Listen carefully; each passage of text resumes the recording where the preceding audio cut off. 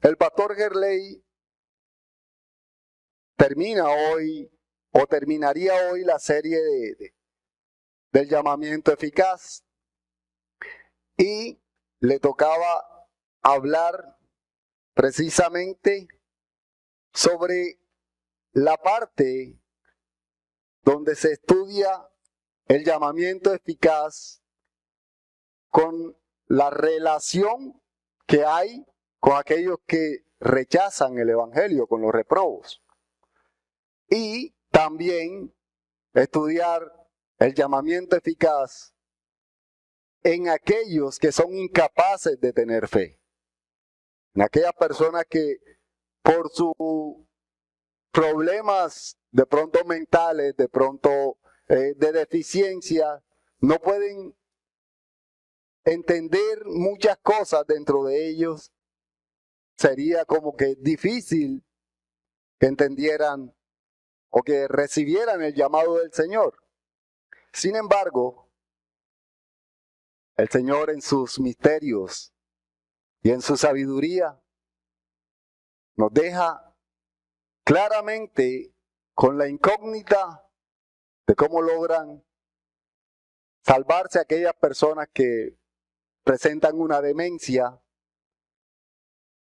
cómo llegarían a ser salvos si lógicamente no podrían entender el Evangelio.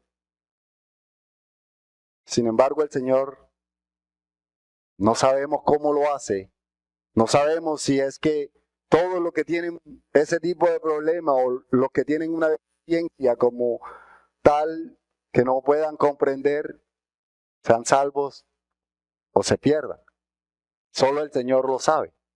Igual que los niños que mueren antes de nacer.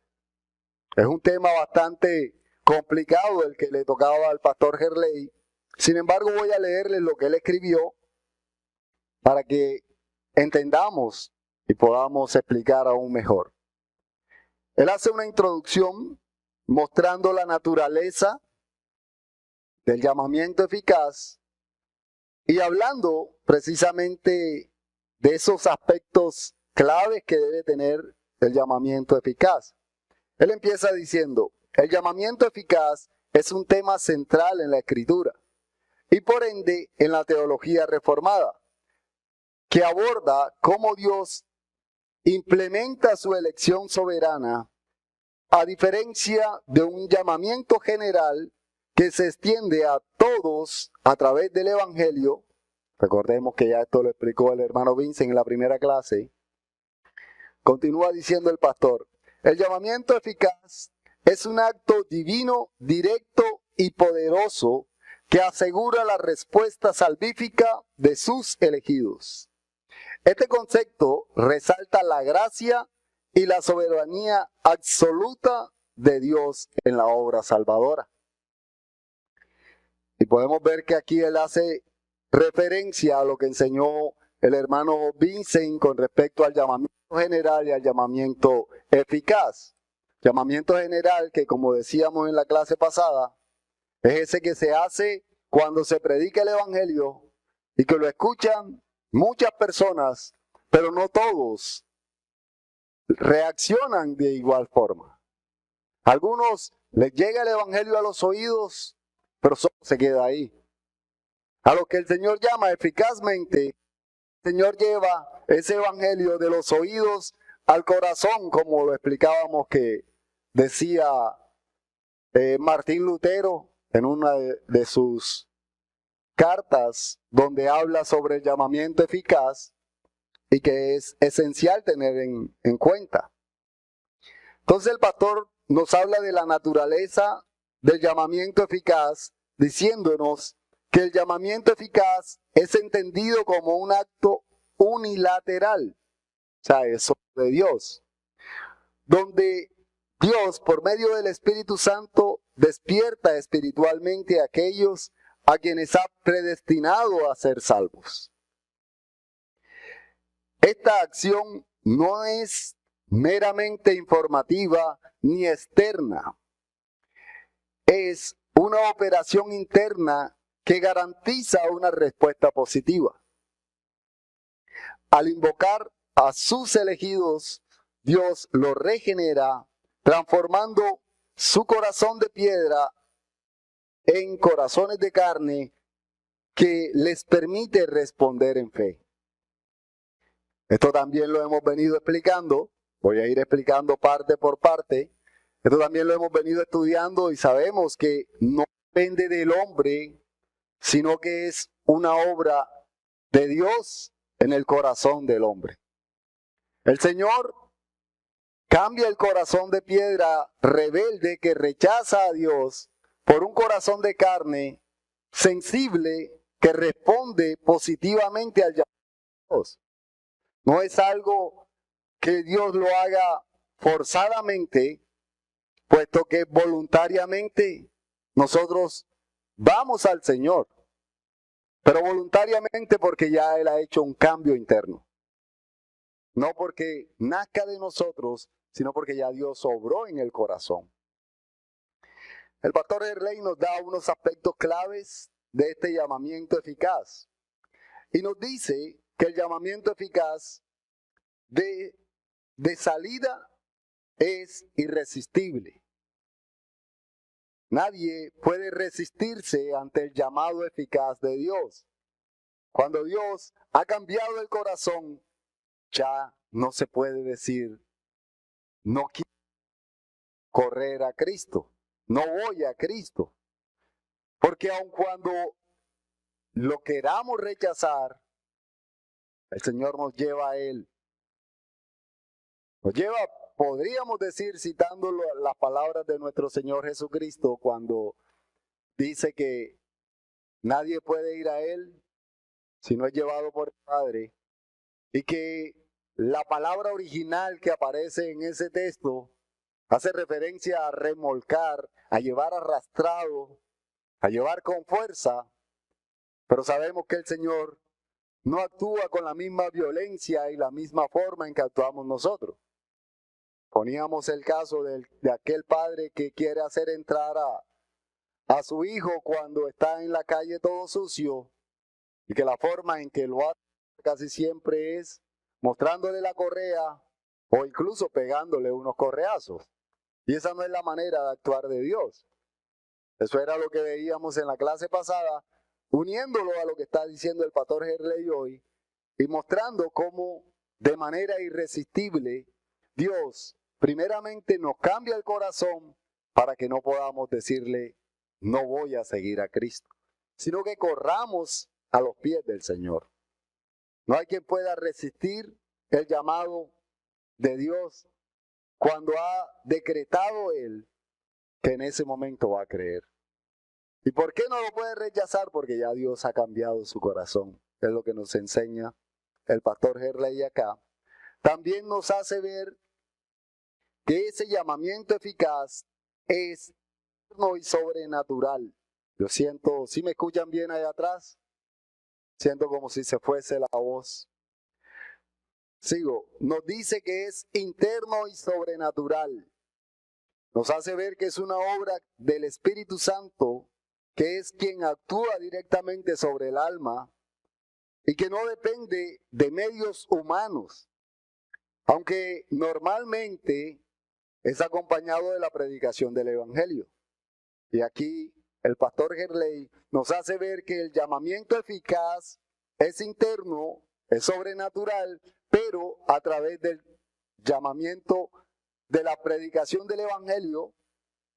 ¿Por qué? Porque ese es el medio externo por el cual Dios. No hay otra manera de que aquel a quien Dios le ha cambiado el corazón vaya a Cristo si no es por la predicación del Evangelio. Dios establece no solo el cambio de corazón, sino los medios para que a esa persona le llegue el Evangelio y pueda creer en Cristo. Y por último nos dice, en cuanto a los aspectos claves, que este llamamiento es infalible. Y esto podemos sacarlo y resumirlo de todo lo que hemos dicho hasta ahora. Porque tiene una efectividad, este llamamiento eficaz, que está garantizado. Una seguridad y una efectividad que no tiene dudas. ¿Por qué no tiene dudas?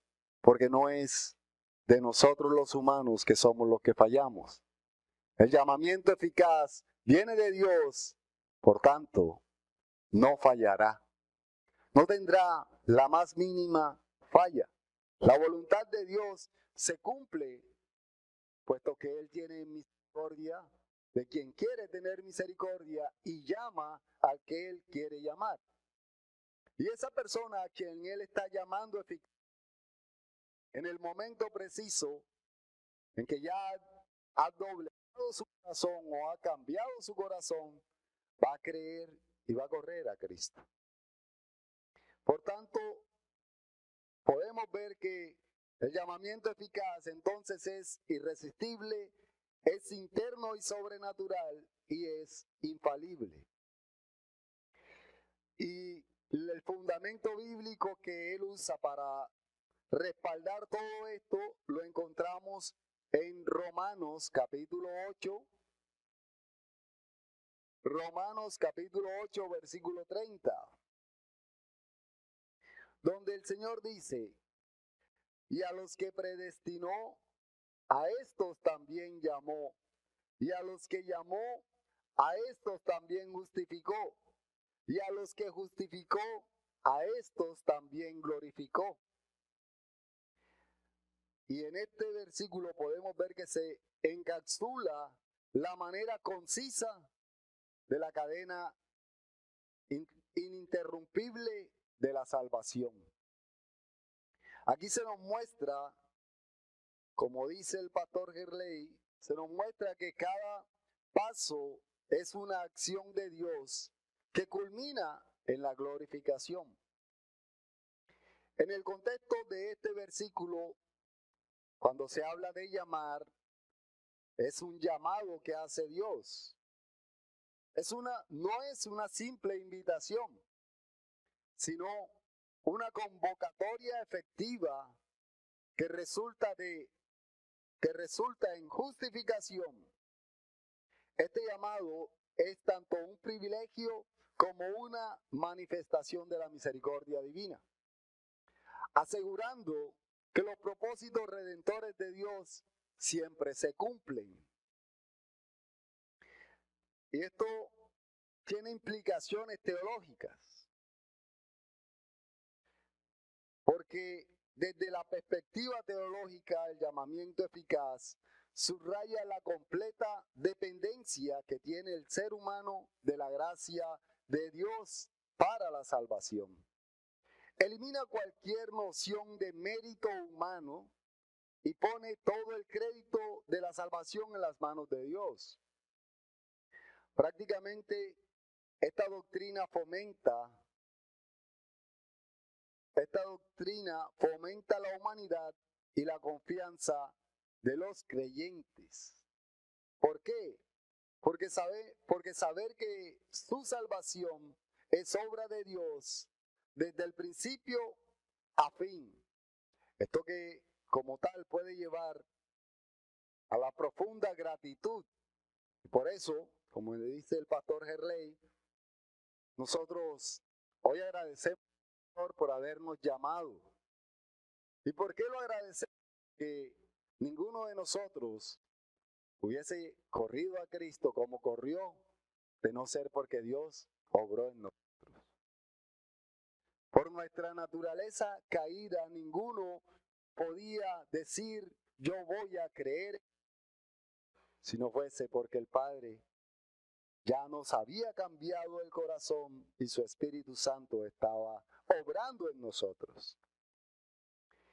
Es por eso que en la mañana de hoy el pastor trata dos puntos específicos, que fueron los que le hablé al comienzo: los reprobos y la incapacidad para creer. El primer punto, que lo voy a tratar rápidamente, es el llamado eficaz y su relación con los reprobos. Reprobos han sido reprobados por Dios, aquellos que no corren a los pies de Cristo porque no están dentro de los escogidos. Eso quiero aclararlo antes de empezar a mostrar lo que dice el pastor Gerley.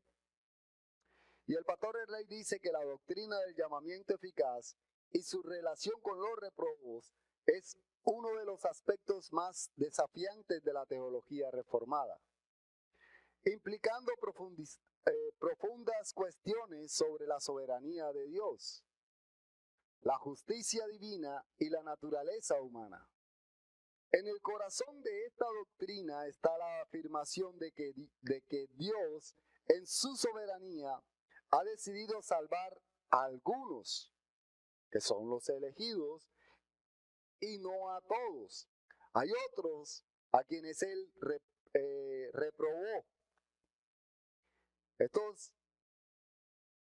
es una decisión que es efectuada en el tiempo a través del llamamiento eficaz. En contraste con los elegidos, los reprobos son aquellos a quienes Dios ha decidido dejar en su estado pecaminoso y de rebelión en el que estaban. La doctrina de la reprobación sostiene que esta decisión es también un acto de la soberanía divina. Y aunque es un concepto difícil, se entiende como parte de la justicia de Dios, que es tan perfecta como su misericordia. Y aquí quiero agregar algo. Y esto ya es de parte mía, no de lo que está diciendo el pastor Gerley. Porque ¿qué quiero que tengamos presente? Que no es que Dios rechaza a unos, sino de ese grupo donde todos merecían el infierno, de no es a los que se quieran salvar, es a los que Dios quiso salvar. La obra es de Dios. Entonces, quiero que lo tengamos presente porque todos estábamos fuera de la gloria de Dios. No hay quien fue elegido por humano. Es la voluntad. Siento que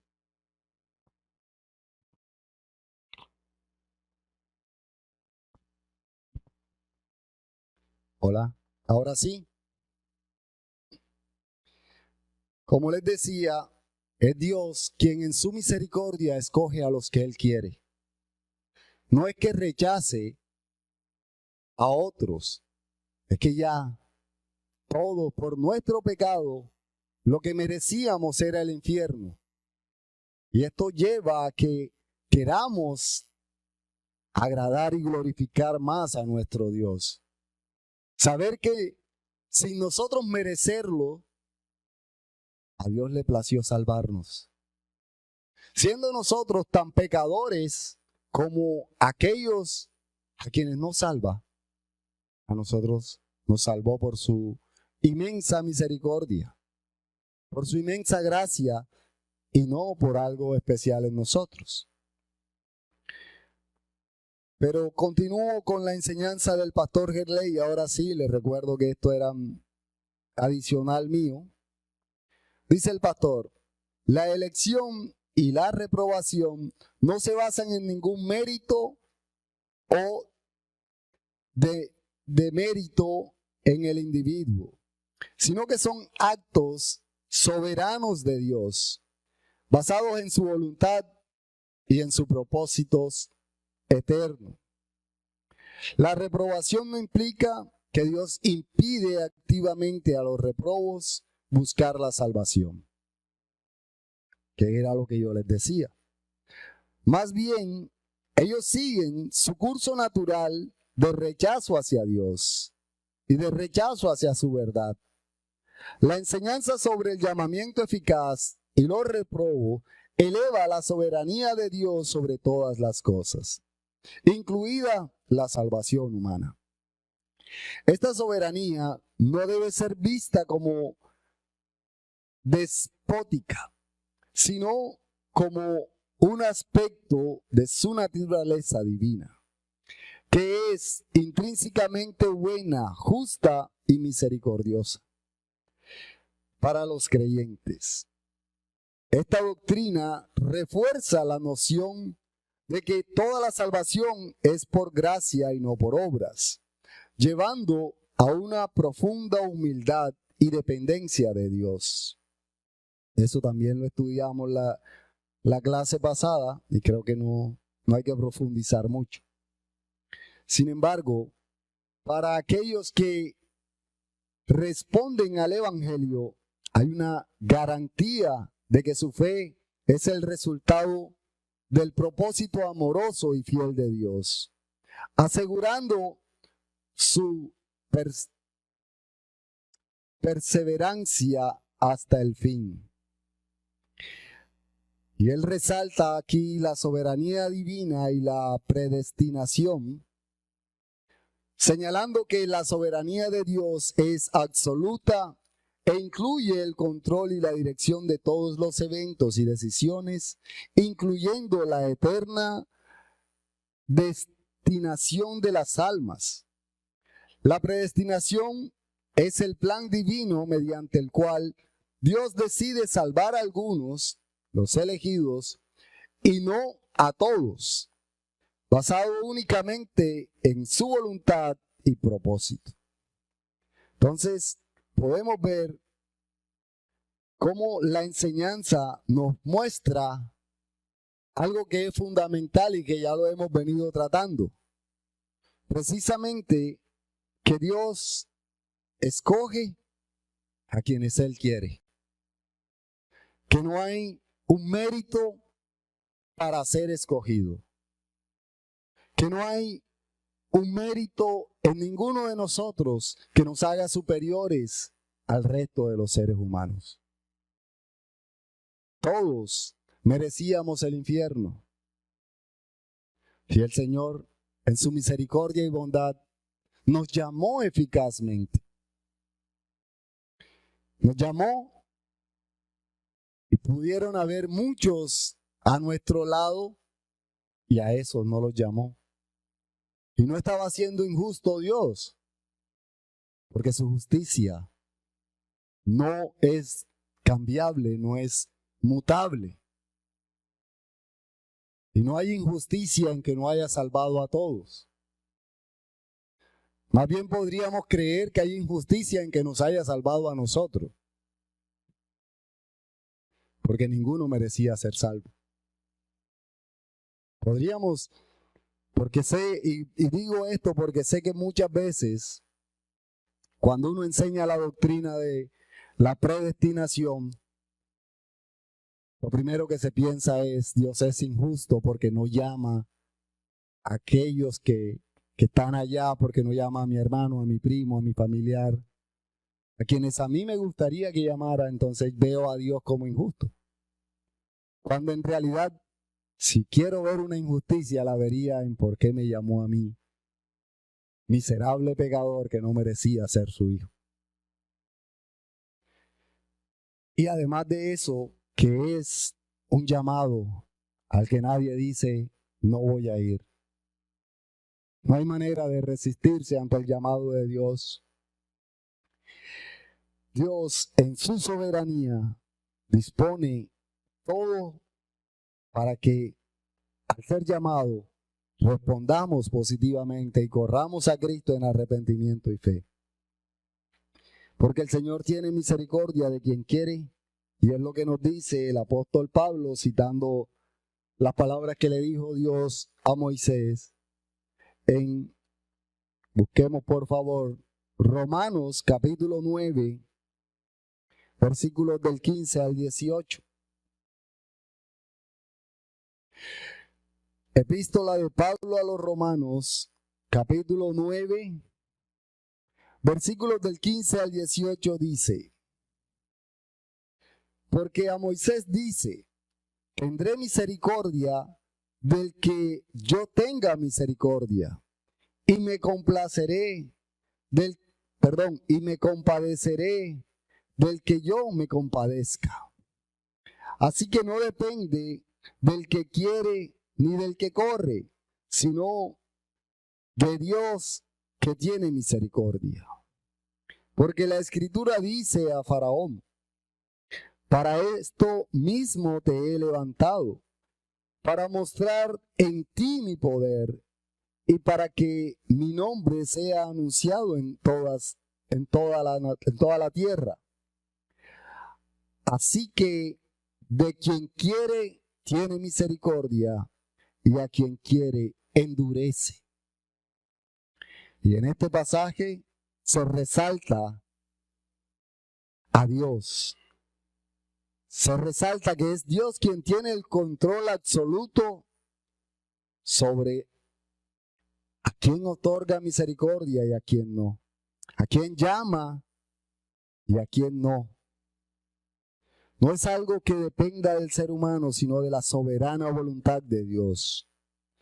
Esto también lo resalta y lo muestra el apóstol Pablo en Efesios, capítulo 1, versículos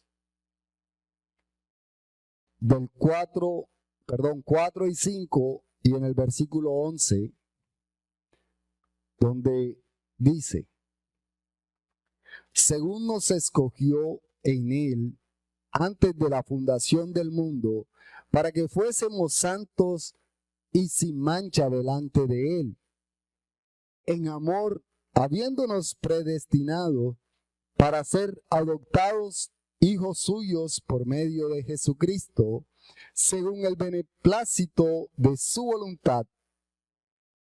Llego hasta ahí y voy al versículo 11, donde dice: en él asimismo tuvimos herencia, habiendo sido predestinados conforme al propósito del que hace todas las cosas según el consejo de su voluntad. Y aquí claramente podemos darnos cuenta que en estos versículos habla de la predestinación y de la elección de los creyentes. Aquellos que fueron escogidos según el plan, según el propósito de Dios. No por propósitos propios, no por méritos propios, sino porque a Dios así lo quiso.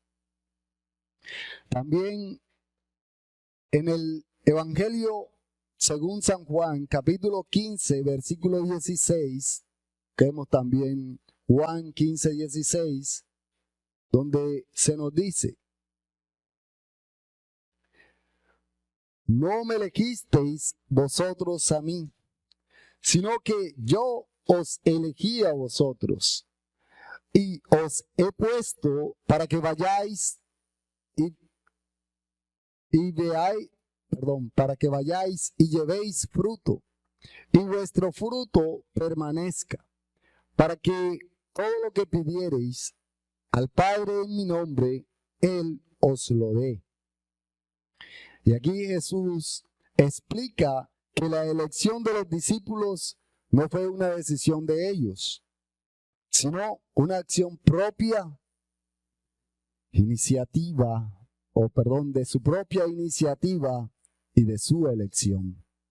No fueron los discípulos quienes escogieron seguir a nuestro Señor Jesucristo, sino que Él los llamó. Él los trajo literalmente, los llama eficazmente y ellos corren a Él, así como un día corrimos nosotros. También podemos citar 2 Timoteo capítulo 1, versículo 9,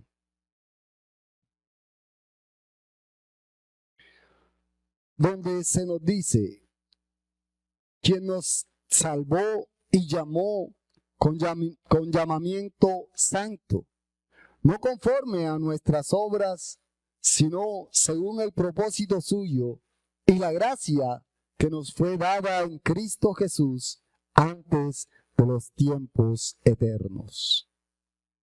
Y aquí también se destaca la salvación y el llamamiento, que son obras de Dios. Son una obra perfecta que hace Dios en el ser humano. También quiero, o cita el pastor Gerley, libro de Hechos, capítulo 13, versículo 48, donde dice: al oír esto los gentiles se alegraban y glorificaban la palabra del Señor, y creyeron todos los que estaban ordenados para vida eterna.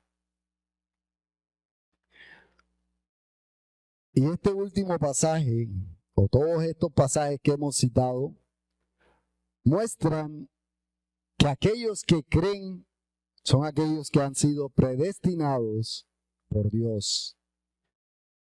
Aquellos que han sido predestinados por Dios a vida eterna son los que son llamados. Así que estos textos son fundamentales para entender la soberanía de Dios y la predestinación, ilustrando también la salvación y mostrando que es una obra de gracia divina según el plan eterno de Dios.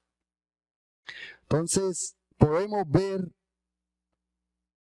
que se encuentra la justicia divina en los reprobos, ya que la reprobación a menudo es vista como la parte más difícil de la doctrina de la doble predestinación, ya que se refiere a la decisión divina de dejar a algunos en su estado caído, lo que lleva a que sean condenados. Y este concepto desafía nuestra comprensión humana. Este concepto nos lleva a dudar de la justicia de Dios, como les decía ahorita, y ante todo de la misericordia. Sin embargo, desde una perspectiva reformada, la reprobación se considera un acto de justicia divina.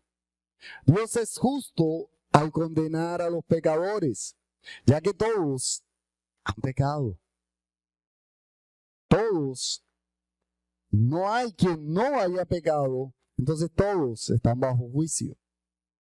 La misericordia mostrada a los elegidos es vista como un acto de gracia inmerecida, no como una justicia o como una injusticia, como les decía ahorita, hacia los reprobos. Y podemos ver en los siguientes textos que no hay injusticia hacia los reprobos, sino que son reprobados porque ya estaban condenados. Al igual que nosotros estábamos condenados, ellos están condenados. Los textos que cita el pastor Gerley, el primero es Romanos capítulo 9. Romanos capítulo 9, versículos 22 y 23. Donde el Señor dice a través del apóstol Pablo a los romanos en el capítulo 9, versículos 22 y 23, donde dice: y que si Dios, queriendo mostrar su ira y hacer notorio su poder, soportó con mucha paciencia los vasos de ira preparados para destrucción, y para hacer notoria las riquezas de su gloria para con los vasos de misericordia que de antemano preparó para gloria. Podemos ver en este pasaje cómo se sugiere que Dios en su soberanía ha preparado a algunos individuos como vasos de ira para destrucción, lo cual es un acto de justicia, mientras que a otros, los vasos de misericordia, los ha preparado para la gloria, mostrando así su inmensa gracia. Otro texto lo encontramos en Proverbios capítulo 16, versículo 4, Proverbios capítulo 16, versículo 4 dice: Jehová hizo todas las cosas para sí mismo, y aún al impío para el día malo.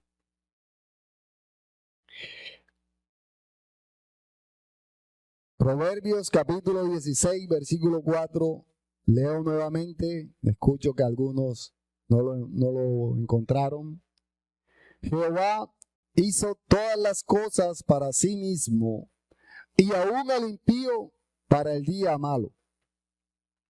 Y este versículo se interpreta a menudo como indicando que Dios ha creado a ciertos individuos con propósitos específicos, incluyendo el demostrar su justicia a través del juicio.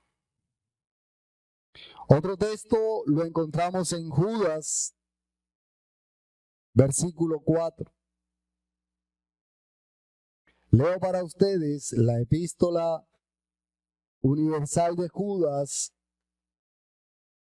versículo 4, donde el Señor dice: porque algunos hombres han entrado encubiertamente, los que desde antes habían sido destinados para esta condenación, impíos que convierten en libertinaje la gracia de nuestro Dios y niegan a Dios, el único soberano, y a nuestro Señor Jesucristo.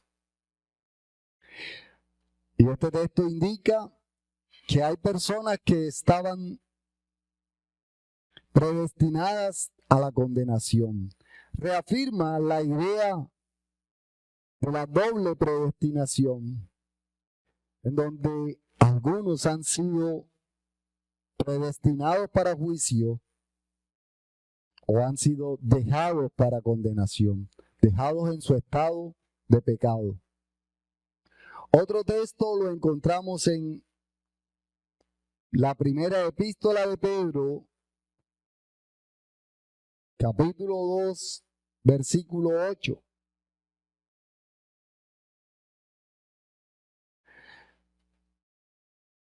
Donde se nos dice: y piedra de tropiezo y roca que hace caer, porque tropiezan en la palabra, siendo desobedientes, para lo cual fueron también puestos.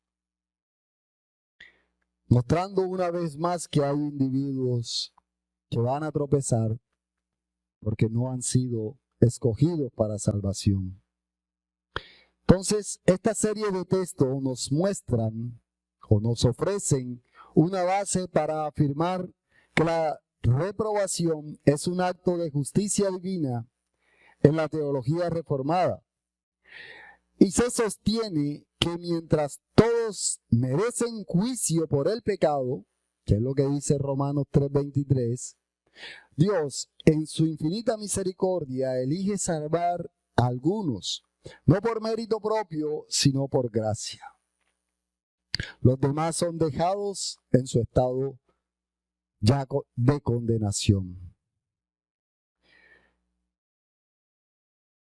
Y en cuanto a la libertad humana y a la responsabilidad que tenemos como seres humanos, el pastor Gerley dice que este es un aspecto crucial en este contexto, es la doctrina del libre albedrío. O sea, cuando generalmente se habla de la libertad del ser humano y de la responsabilidad que tiene, debe mirarse desde el punto de vista del libre albedrío. Él llama libre albedrío compatibilista. Y esto según la versión o la visión de que la voluntad humana está determinada por la naturaleza caída o corrompida que hay en él. Y esto podemos mirarlo desde el punto de vista del ejemplo que ponía la semana pasada. Sé que algunos de los que no vinieron no pudieron escuchar la clase porque no había sonido en el internet. Pero una cita que hacía yo la semana pasada en donde el pastor Sergio Ruiz, y pueden buscarlo en la enseñanza que él da sobre el párrafo 2 del capítulo 10 de la confesión, hace referencia a ese concepto que tiene la mayoría de creyentes que resaltan el libre albedrío y que dicen que el ser humano es quien toma la decisión de buscar a Cristo. Y él señalaba o hacía una broma que al mismo tiempo es una gran enseñanza. Él hacía ver cómo al decir que es el ser humano quien decide y que el Señor está tocando a la puerta, como muchos dicen, podríamos creer que al momento de la conversión de Pablo, lo que está haciendo el Señor es rogándole a Pablo, diciéndole: Pablo, Pablito, ábreme la puerta, tú sabes que no puedo doblegar tu voluntad, tú sabes que es una decisión que debes tomar tú.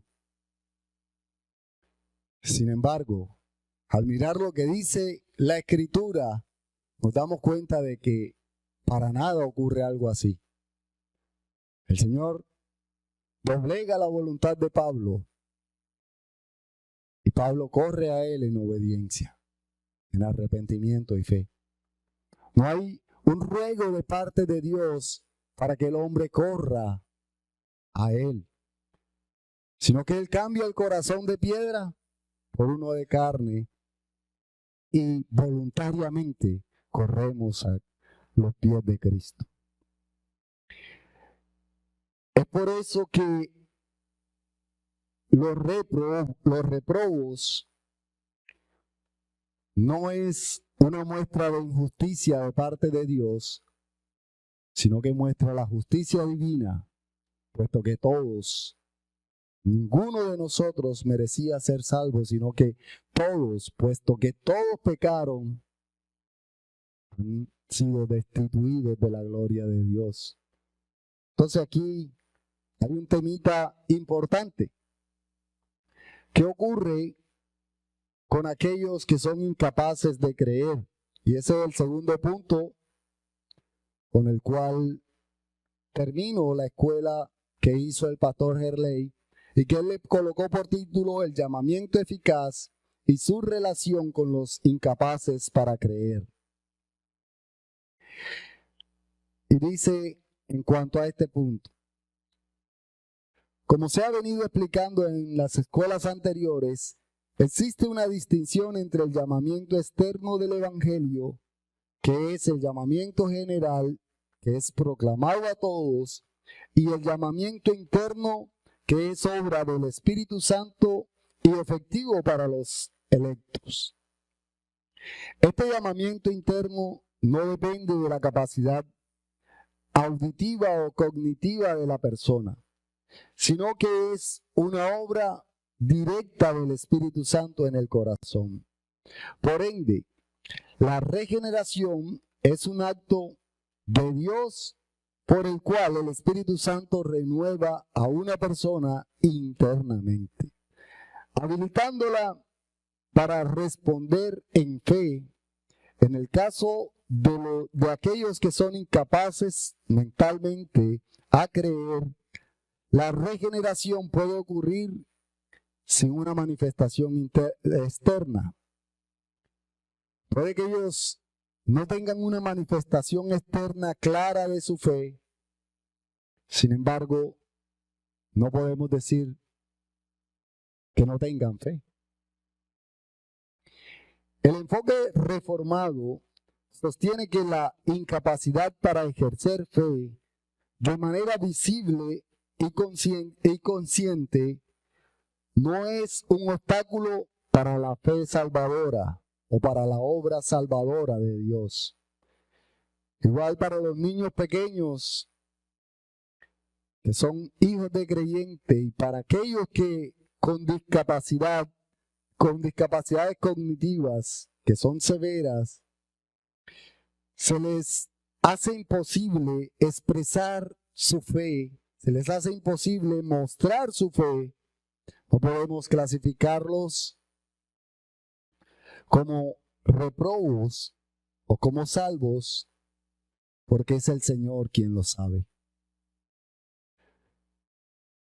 Aquí es donde se ve aún más la misericordia del Señor. El Señor en su inmensa misericordia ha escogido, pero nosotros no sabemos a quiénes ha escogido. Y nosotros no podríamos condenar a aquellos que no tienen manera de mostrar su fe. Y en este caso, y ya es un adicional a la escuela que está enseñando el pastor Gerley, y que yo solo estoy leyendo, un adicional es ver cómo nosotros no podríamos decir que los niños que mueren antes de nacer van al cielo o van al infierno. Nosotros no podríamos tener certeza de a dónde van, pero descansamos en la misericordia del Señor. A todos nos gustaría que fuesen al cielo, pero si es la voluntad del Señor que algunos vayan al infierno, lo está haciendo en su justicia. Y no tendríamos nosotros cómo recriminarle eso. Y con esto no estoy diciendo que algunos o que todos van al infierno. Estoy haciendo la aclaración. Solo que si Él decide que vayan al cielo o al infierno, no hay manera de recriminarle porque es su voluntad y su voluntad es santa y perfecta. Lo que sí es cierto, nuestro anhelo y deseo es que todos vayan al cielo. Ahora ocurre algo y es lo que estamos tratando de estudiar. Nosotros no sabemos si el Señor nos llama eficazmente como Él lo tenga establecido. Nosotros no podríamos saber si un niño que se encuentra en la barriga de su madre escucha el Evangelio porque lo escucha su madre y su madre no reaccione ante el llamado y su hijo sea el que sea llamado en la barriga. ¿Cómo podríamos nosotros saber eso? Y el hecho de que no muestre su fe no nos lleva a creer que no pudo haber escuchado el Evangelio y que no pudo haber sido salvado por Dios. Igual que aquellos con discapacidades mentales que de pronto no tienen manera de demostrar que tienen fe. No tienen forma de demostrar o dar a conocer que realmente son salvos. No podríamos saber nosotros. Incluso yo agregaría que no hace parte de nosotros especular con respecto a eso, porque es voluntad del Señor. Y como dice Deuteronomio 29:29, cosas secretas de Dios son solo para Él. Lo revelado en su palabra es para nosotros. Y esto especialmente es lo que quiere mostrar el pastor Gerley en este punto. El pastor Gerley está mostrando en este punto que está bastante largo y que voy a tratar de resumir. Es precisamente esa manera en que nosotros ignoramos si los niños o aquellos que no están en capacidad de mostrar su fe son o no son salvos. Es decisión del Señor, no nuestra. Entonces, como no sabemos, alegrémonos en saber que el Señor es justo, santo y es misericordioso. Podríamos creer, y creo que todos anhelamos que hayan sido llamados eficazmente y que estén todos aquellos que por su incapacidad no han mostrado su fe, sean salvos. Quiero dejar hasta aquí. Sé que recorté bastante, recorté unas 3 hojas, pero el tiempo apremia y vamos a orar. Espero preguntas, aportes. Vamos a orar al Señor antes de las preguntas. Amantísimo Padre Celestial, Señor Todopoderoso, tuya es la gloria, Señor, y tuya es la honra. Padre, hoy te damos gracias porque tú nos instruyes más y más en tu palabra. Tú, Señor, nos has revelado la Escritura para que te conozcamos, para que te entendamos. Y aún con nuestra mente limitada, tú nos guías y nos instruyes.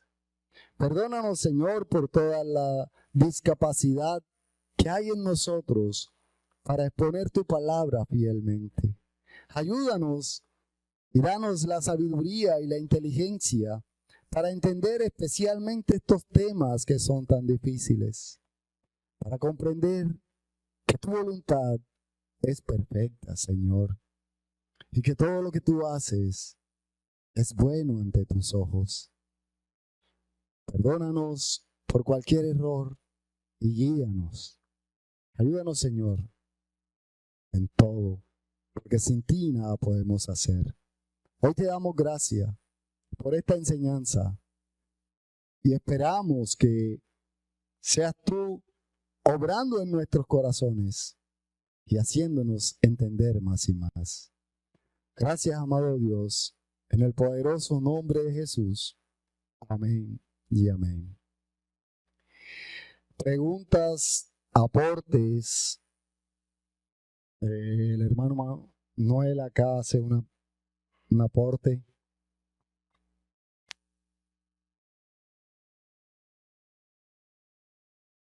Amada iglesia, buenos días, Dios me los bendiga, ¿cómo están? Dios me los guarde.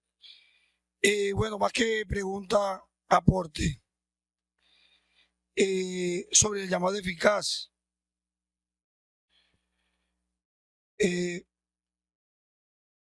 Hay un texto, hay un mensaje en la Biblia que me parece que es muy adecuado, muy importante para tener en cuenta en esta clase. Y es en Lucas capítulo 8, versículo del 11 al 15, donde Jesús explica la parábola del sembrador. Y es ese llamado general y es el llamado eficaz. Podemos darnos cuenta en los versículos 12, 13 y 14 que ahí hay un llamado general. Cuando el Señor dice que la parte de la semilla, estamos hablando de la semilla del sembrador, que cayó en el camino, vemos que no prosperó. Vemos en la segunda parte, en la semilla que cayó en la piedra, tampoco prosperó, y ahí podemos leer los textos. Vemos la semilla que cayó entre el espino, que luchó con el espino, pero finalmente tampoco prosperó, porque ya sabemos lo que dice el texto. Y vemos ya este último texto, el 15, ese sí es un llamado eficaz. Y quiero leer ese en la versión Dios nos habla hoy. Es una Biblia que es bastante clara en nuestro idioma. Dice: pero la semilla que cayó en buena tierra representa a las personas que con corazón bueno y dispuesto oyen el mensaje y lo guardan, y permaneciendo firmes dan una buena cosecha. Ese es un llamado eficaz. Ese es un verdadero creyente, un hombre de Dios. Ese es un hombre que conoce al Señor, porque el Señor se lo ha mostrado, el Hijo. Y quería complementar en el mismo texto donde tomó el pastor Helen, en Romanos capítulo 8. Quería leer los últimos 3 textos para hacer una reflexión. Dice en el versículo 37: Antes, en todas estas cosas, somos más que vencedores por medio de aquel que nos amó. Por lo cual, estoy seguro, y quiero que tengamos pendiente esta palabra, por lo cual, estoy seguro de que ni la muerte, ni la vida, ni ángeles, ni principados, ni potestades, ni los presentes, ni los porvenir, ni lo alto, ni lo profundo, ni ninguna otra cosa creada nos podrá separar del amor de Dios, que es en Cristo, Señor nuestro. Ese cuando el llamado eficaz es un llamado eficaz, esto es fundamental en estos últimos textos que acabo de leer. Nadie nos separará del amor de Cristo, de Él. Pero vemos que en los 3 textos primero que leí en Romano, ese es aquel llamado general, aquella persona que puede llegar a apoyar o a estar en una congregación durante 20, 30 años, pero finalmente se apartará porque no ha tenido un llamado eficaz y el nombre de ese ser humano no está escrito en el libro de la vida. Ese es mi aporte. Gracias, mi hermano. Así es, o sea, incluso hay quienes dan o muestran apariencia de piedad cuando realmente no han sido llamados eficazmente. La hermana va a hacer alguna pregunta o aporte. Buenos días. No, mi pregunta es, ¿cómo dice del versículo que yo he leído, dice en la Biblia, no sé si lo ha leído, que dice, ¿cómo van a ser salvos y tener conocimiento de Dios si nadie les predique? ¿Y cómo van a predicar si nadie los manda? Entonces, quería yo, en el barrio donde yo vivo hay mucho indigente. Yo tengo un andén afuera y muchos de la calle se acuestan ahí a dormir y a veces hasta hacer de la suya, meter vicio, como se dice. Entonces, el otro día estaba un muchacho ahí, era ya como las 9 y yo salí y lo vi a él. Pero el muchacho estaba como sangrando, un brazo lo tenía abierto, como que lo habían apuñalado, estaba botando sangre. Y la cabeza la tenía para el lado de la carretera donde pasan. Entonces llegó un vecino y le dijo, echa la cabeza para acá, porque yo salí a ver. Yo dije, echa la cabeza para acá porque de pronto un carro lo coge. Entonces una vecina me dijo, ay, pues esto da pesar, que no, da pesar porque esas personas así, yo estoy orando por ellos. Dije, mi hijo y yo, que somos cristianos, ya lo conocen, estamos orando por ellos. Pero la señora empezó a decir, no, que los cristianos, que tal, que deben brindarles ayuda a todas esas personas, porque hay las fundaciones ahora que hay, esa iglesia no tiene fundaciones, y las fundaciones que hay para llevar a esas personas son pagas y algunos no tienen. Entonces yo me quedé reflexionando y dije, ¿verdad? Sí, de pronto en la iglesia hay para limpiar a esas personas y todo. Pero otras llegaron y fue a juzgar y que como ya sabían que uno es cristiano, entonces yo me defendí y le dije, no, yo muchas veces les he hablado porque Emanuel y yo le hemos hablado de la palabra. Ellos a veces dicen, no, yo a veces lo cogen por burla. Y yo un día le digo, mira, busquen a Cristo ahí enfrente, hay una iglesia donde yo me bauticé, yo no estoy asistiendo ya, pero vayan a esa iglesia. Entonces uno de ellos dijo, búscalo, ¿dónde está? O sea, con burla ya. No lo conocemos, y así empiezan a burlarse. Entonces yo me pregunto que si nosotros vamos a ser juzgados o vamos a, cuando lleguemos al reino de los cielos, como dice algunas personas, si nosotros vamos a ser juzgados, si a esas personas nosotros no se les habla y se les predica, si Dios nos va a llamar en cuenta por él. Porque una hermana una vez en una iglesia me dijo esa pregunta, me quedó esa pregunta que me dijo, y que, de pronto Cristo los puso ahí para que tú les hables. Y a mí me quedó reflexionando. Y yo les he hablado, pero no sé. Entonces mi pregunta es si a muchas personas se van a salvar porque nos mandan y le hablamos, o si algunas personas están predestinadas o tienen libre albedrío, como dice usted, de sus propios actos, de buscarlo personalmente y a una iglesia. Ya, son varias preguntas y una reflexión también, sí. Gracias. Ok, mi hermana.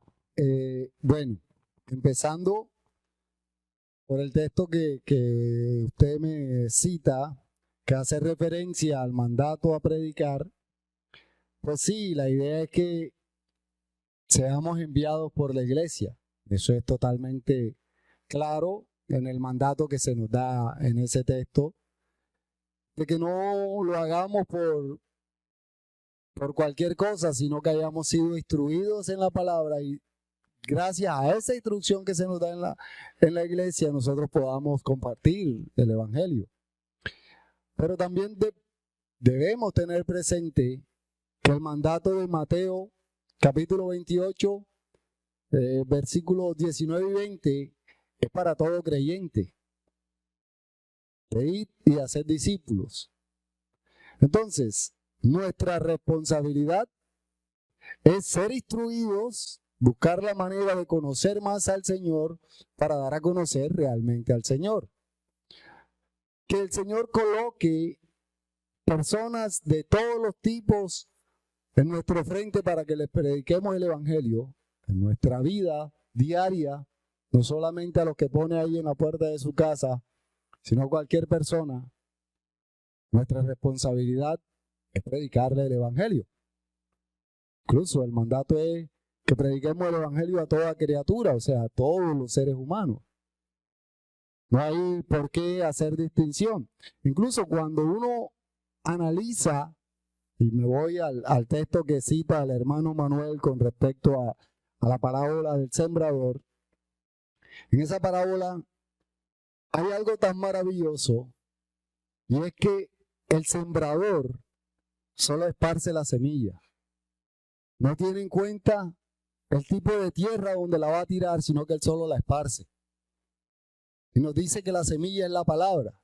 Entonces yo debo predicarle el evangelio a todas las personas, no a los que yo crea que van a creer, no a los que yo crea que han sido predestinados, sino a todos, porque yo no sé quién sí y quién no. Yo no sé quién es buena tierra y quién no es buena tierra. El que sabe es el Señor. Entonces, debemos tener presente eso y debemos predicarle el evangelio a todas y cada una de las personas que el Señor nos coloca enfrente. Es nuestra responsabilidad como creyentes. Lo que sí es cierto es que para poder enseñar bien, yo debo aprender bien. Para poder hacer discípulo, yo debo ser discípulo. Y es por eso que se hace la cita o se va a la cita de que cómo predicarán si no hay quien los envíe. ¿Alguien más? El hermano. Buenos días. ¿Se oye? Sí. Bueno, hay dos preguntas que usted hace, hermana, que me gustaría responder. Uno es, ¿seremos juzgados por eso? O sea, por las personas que pudimos predicarle y no le predicamos. Absolutamente sí. Nosotros seremos juzgados por todo lo que debiendo hacer no hicimos. Debiendo hacer, hicimos. Seremos juzgados tanto para bien como para mal. Ahora, la tranquilidad que podemos tener es que no seremos juzgados para condenación. El creyente es salvado. Luego igual tendrá que rendir cuentas a Dios de lo que ha hecho con su tiempo. Como diría Pablo, redimamos el tiempo. Por otro lado, la otra pregunta era que si el Señor ha determinado que ciertas personas se conviertan por nuestra predicación. También, absolutamente. El mejor caso es, de ejemplo, es el de Jonás, ¿no? Jonás le recrimina a Dios que él no quería ir a Nínive porque él sabía que iba a salvar a los de Nínive y no los iba a condenar. Pero Dios le explica, claro, tú sabes esto, pero igual tienes que hacerlo. Estoy resumiendo el relato, ¿no? Igual tienes que hacerlo porque Jonás era el instrumento de usar Dios para salvar a los de Nínive. Bueno, con respecto a la escuela, yo quisiera aportar algo. Nosotros en este tema, sobre todo el tema que apunto es el de la salvación de las personas que son incapaces de creer, particularmente los niños. En este tema acostumbramos de alguna manera, a defendernos en el hecho de que es un misterio. Sin embargo, yo les propongo algo en este sentido. Nosotros, como creyentes, entre nuestras múltiples funciones, presentar el evangelio y todo esto, una de nuestras funciones en la sociedad como creyentes es dar consuelo, dar respuestas al dolor ajeno. Por lo que, aunque es cierto que la no habla explícitamente del tema, yo creo que podemos tener certeza sobre el tema. Uno puede llegar a un conocimiento certero de muchas formas, de forma inductiva, por ejemplo, el método científico. Yo viendo algo, varios particulares, yo hago alguna idea general. Por ejemplo, yo sé que mañana saldrá el sol, no porque lo vea, sino porque, bueno, de tanto que ha salido, pienso que saldrá mañana, ¿no?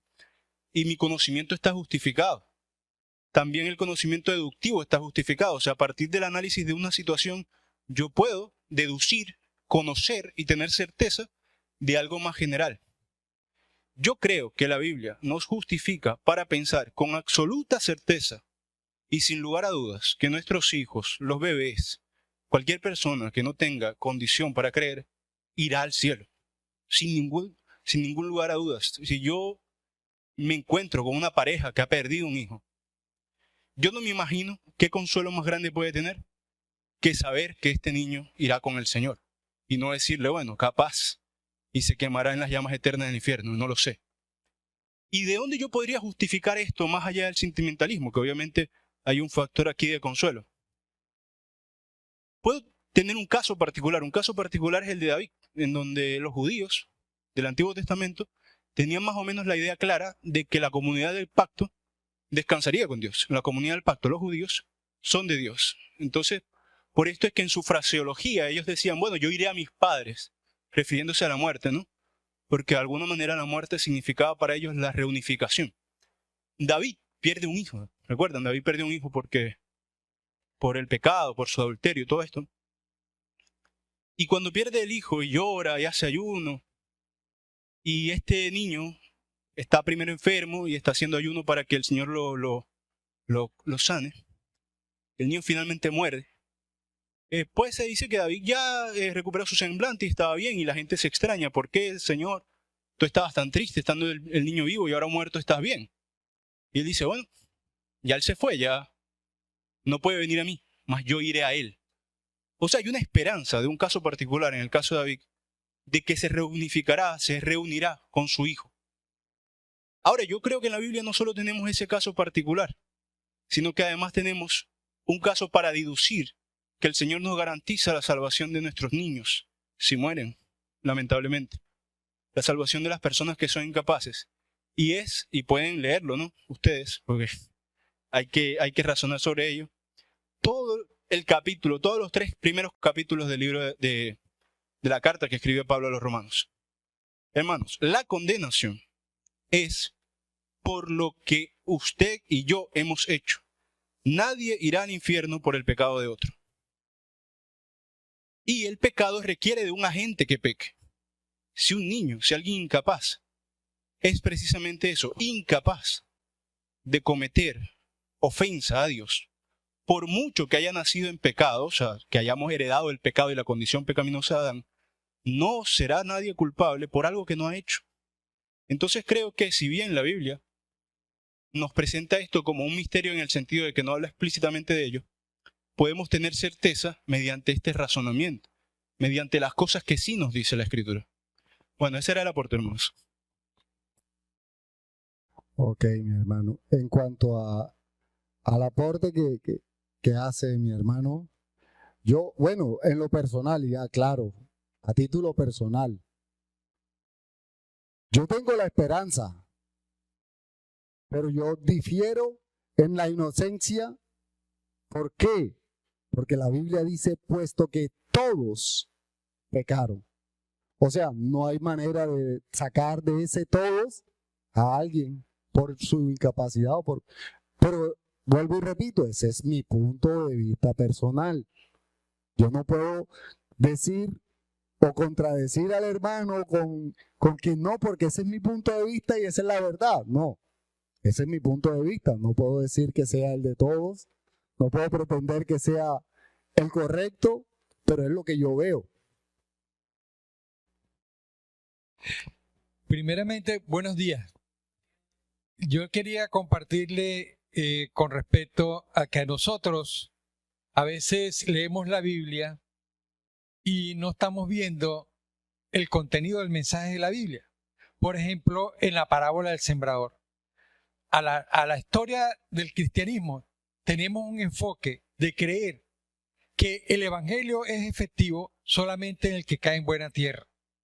Y eso es un grave error que Jesús no quiere decir en esa parábola.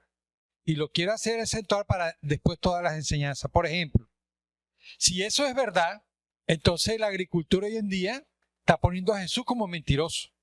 Pero Jesús les estaba hablando a la orilla de una colina y cuando les hablaba, automáticamente los discípulos, las personas, fijaron hacia un agricultor que estaba cultivando, porque el método de Jesús de enseñar era un método visual. ¿Y cuál es la realidad? El método agrícola que estaba hablando Jesús se llama método por voleo. Tienen una mochila, tienen la semilla, tienen 2 bueyes y él va llevando con una mano el buey, arriando el buey, y con la otra va sacando la semilla. ¿Qué quiero decir con esto? Nosotros estamos creyendo que toda semilla que cae en el camino se pierde. Eso no lo dice el texto. No. Que toda semilla que cae en los espinos se pierde. Eso no es lo que quiere decir Lucas en el texto. ¿Por qué? Porque llevo el buey y lo voy sacando las semillas, las voy tirando, y el buey es el que va a romper la tierra y va a abrirla y va a hundir la semilla. Ese agricultor no está abriendo un hueco para sembrar allí. Que habrán semillas que justo caen en tierra dura del camino y no pasa el buey y se quedan encima, o caen en los espinos, en la orilla del espino, y ahí no crece, está bien. Pero ¿cuál es el secreto? ¿Cuál es el fondo de la parábola? Que todo cristiano, que todo creyente que nazca aún en un terreno adverso está llamado a dar frutos. Y por eso el énfasis está en los frutos, en el 30, en el 20, hasta el 100 por 1. Pero hoy en día hemos querido interpretar esa parábola basado en que solamente los que caen en tierra buena. Entonces, nosotros debiéramos de responder por qué a veces no estamos dando fruto cuando podemos dar fruto al 30 y sentirnos gozosos por dar al 30, al 60, si no damos por el 100 por 1, porque hay creyentes que están haciendo una obra como las que vemos de padres de la iglesia, como Pablo, dio el 100 por 1. ¿Y cuál es mi obra de evangelización? ¿Cuál es mi obligación de evangelización? ¿Al 30 lo estoy haciendo? ¿Al 60 lo estoy haciendo? Entonces el énfasis no está en que veamos la tierra. El énfasis está en que veamos que la semilla va a caer inclusive en África, va a caer ahorita en la guerra. Ahorita hay cristianos en plena guerra de Palestina sembrando el evangelio. Y aunque mueren una cantidad de niños, una cantidad de adultos, ahí está creciendo el evangelio. Tanto que Elías se sintió desanimado pensando que no había nadie creyente allí. ¿Y cuál fue el consuelo que le dio el Señor a Elías? Hay 7,000 rodillas que no han doblado sus pies ante Baal. Entonces, hoy es importante que también veamos como lo que dijo Vicen. Nosotros debemos de ver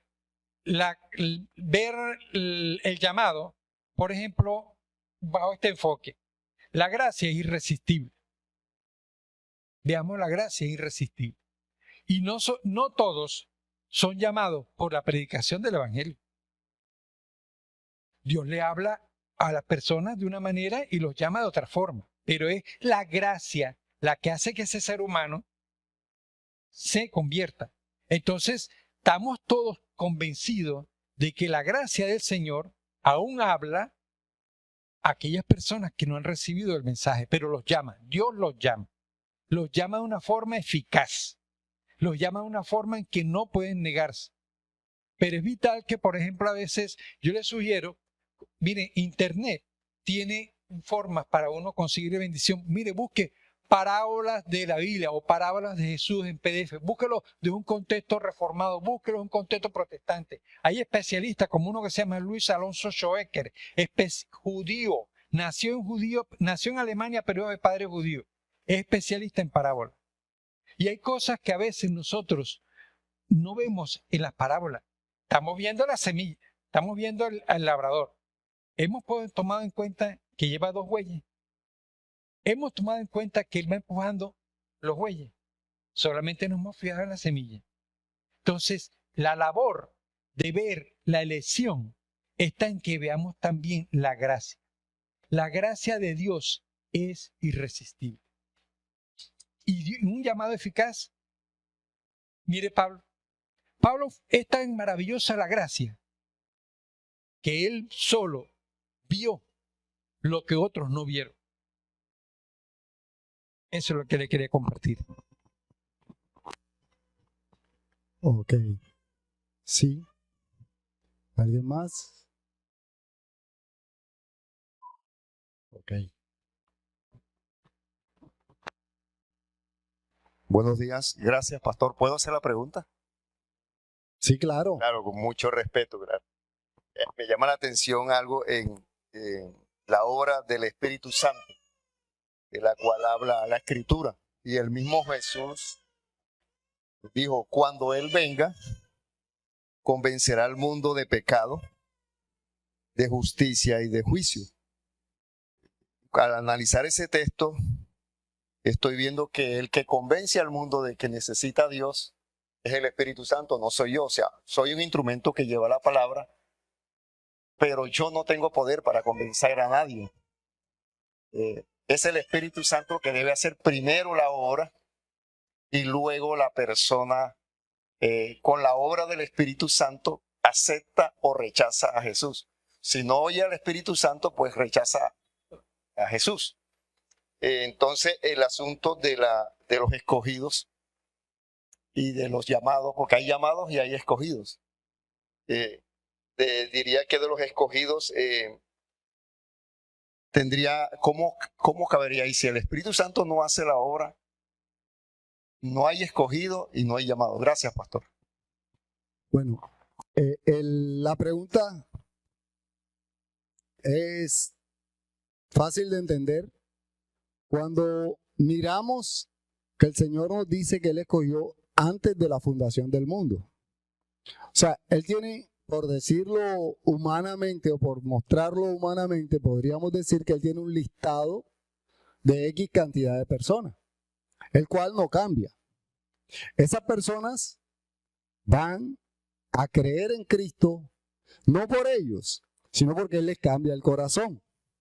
O sea, no es a la fuerza, no es porque si no les predica X persona ellos no creen, sino porque el Señor establece un tiempo específico, un segundo en el cual le van a predicar y ellos van a creer. Entonces, como ya el Espíritu Santo ha obrado en esa persona, la persona cree, como muy bien lo decía.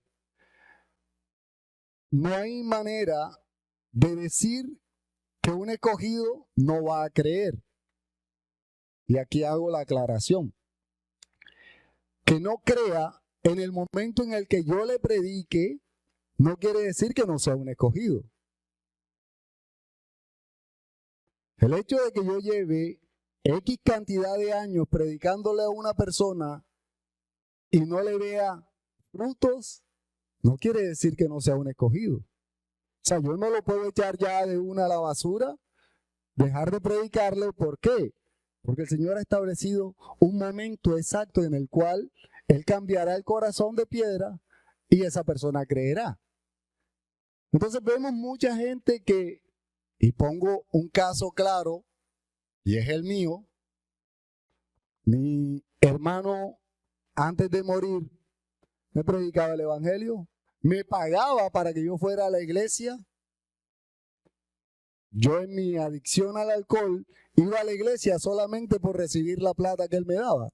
En ningún momento llegué a creer ni a tener fe en el Señor, porque yo decía que el Señor no existía.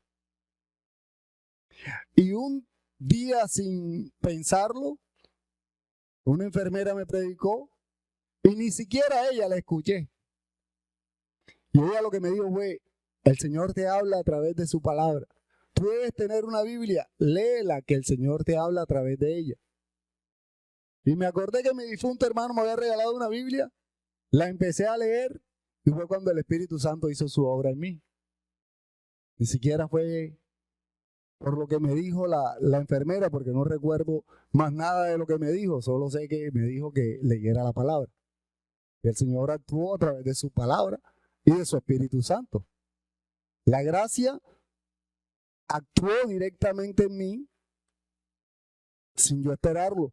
Y yo llevaba años rechazando al Señor y rechazando su evangelio. Entonces no hay manera de decir que los escogidos puedan perderse, para ser específico, o que un escogido de Dios vaya al infierno.